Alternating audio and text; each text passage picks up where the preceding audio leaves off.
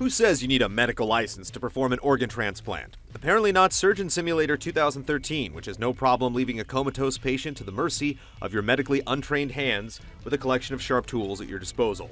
You simply have to figure it out as you go along, and hey, accidents will happen. This comically morbid vertical slice of malpractice is short and sweet, if you can call blood-gushing arteries and squishy intestines sweet.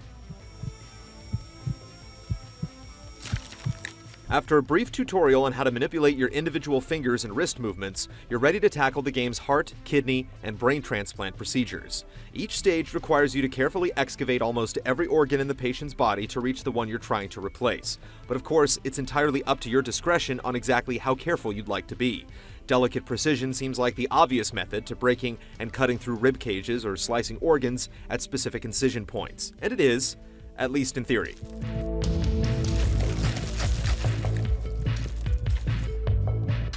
But the learning curve for the game's very complex and exacting controls needed for these procedures can lead to some frustration and hasty tactics, usually resulting in your patient's demise. When things go wrong, they go really wrong. Reinforcing the game's dark humor, the nonchalant commentary informing you of your success or failure also shows the game is very matter-of-fact concerning its grisly nature.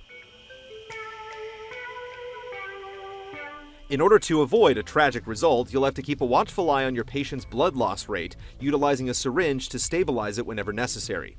Incidentally, scrambling to let go of whatever you currently have in your hand to pick up a syringe can lead to moments of panic, since accidentally touching its tip will send you on a colorful psychedelic trip, leaving you with the decision to proceed under the influence or take even more precious time searching for the antidote.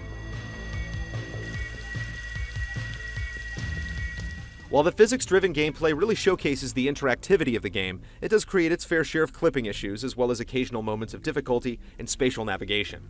But, like the effects of the syringe, it's the impressive little details that stand out and surprise. Whether it's the emergency shut-off button for the precision laser, being able to eject the floppy disk from the main screen's computer, or even using the pen to write on a notepad, it shows a commendable amount of thought and care was used when designing the very physical and hands-on experience.